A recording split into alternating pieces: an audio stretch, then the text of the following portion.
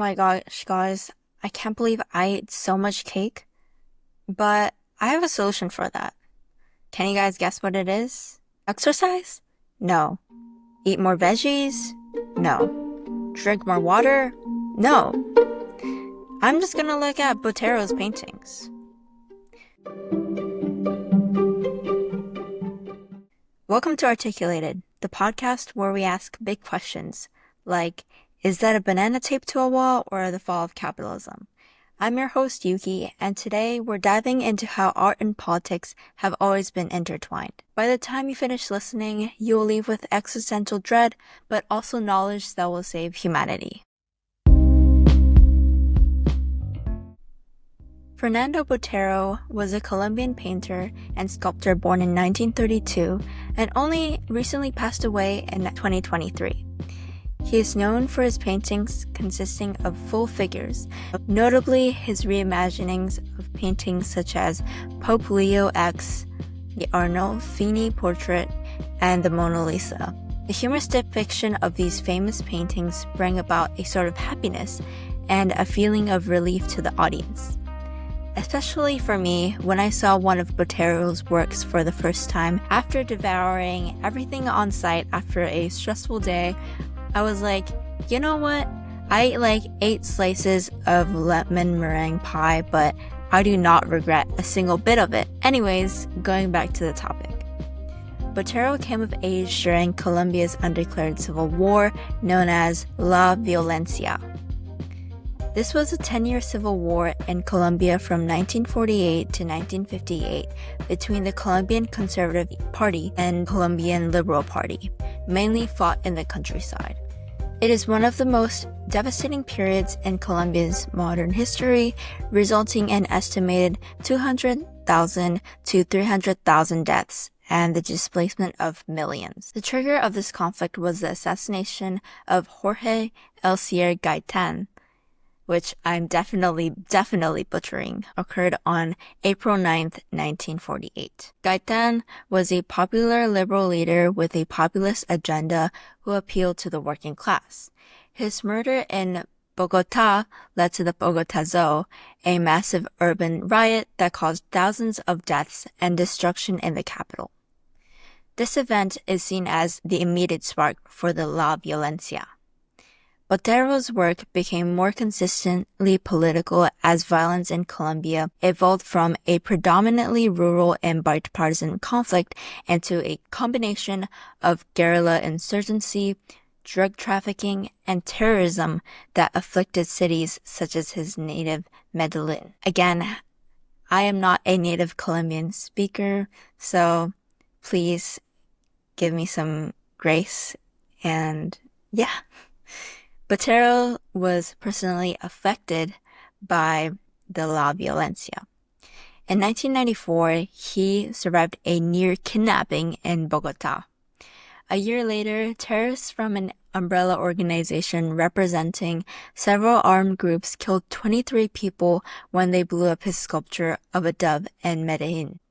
In response to the bombing, Botero inscribed the disfigured original with the names of the victims and created a replica dove to be displayed beside it. Imagine walking through a peaceful plaza only to see a twisted metal dove, and beside it a second dove, silent but watchful. In 2000, when he opened his exhibition, Testimonies of Barbarism, he explained, "I was against art that became a witness to its time, like a combat weapon.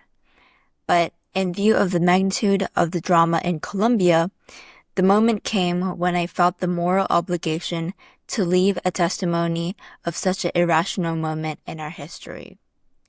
Although his initial reluctance to capture anti-war sentiment in his artwork, he felt an obligation to portray moments of fear and anguish which he experienced in the La Violencia. And so, whenever I feel overwhelmed by the world's chaos, or my own dietary decisions, I look to Botero. But why? In this period, Botero, whose work was characterized by the signature voluminous figures and lively forms, painted works such as The Massacre on the Best Corner, which was painted in 1997, and The Car Bomb, created in 1999. The characteristically soft contours of Botero's characters and forms provide a sharp contrast between the theme that, rather than trivializing terrorism, makes the painting even more jarring. Somehow, the soft depictions of it speak to us more because of this contrast between how actually serious the topic is and the soft and lively forms in which Botero chooses to depict his objects and figures with.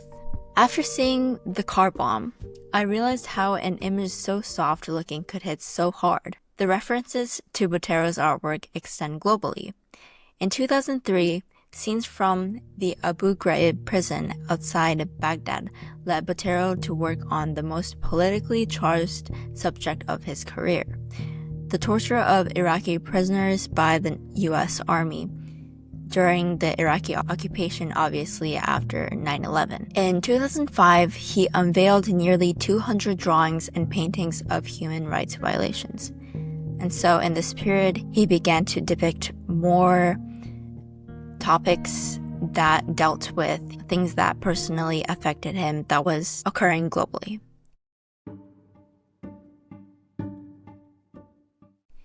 The Abu Ghraib series was an artistic departure for Botero. Whereas his characters usually have inscrutable faces, Botero gives his prisoners expressions of anguish and humanity. What is more is that he hides the torturers from view, granting the prisoners the dignity of being the painting subjects. Even more than in the massacre of the Best Corner or the car bomb, Botero's rendered forms stoke the viewer's pathos because their tender composition contrasts so starkly with the scene's brutality. But why did Botero depict people the way he did? Voluminous, round, and most of all, full of life. To answer that question, I think he might say, "Do you remember what you can't stop looking at?" Fernando Botero's paintings feature voluminous figures because he intentionally exaggerates form and volume to create a unique art style. He simply just uses these exaggerated volume to explore sensuality, play with proportions, or give his subjects a sense of monumentality. And so the real question is whether if Botero's use of these voluminous figures act as a way to convey these more serious topics easily to some of the audiences which don't necessarily know about these human rights violations or global conflicts that occurred. So next time I eat too much cake, I'll still look to Botero. But not just to feel better about myself, but to remember that even sweetness can have depth. Even softness can make an everlasting impact. Thanks for listening.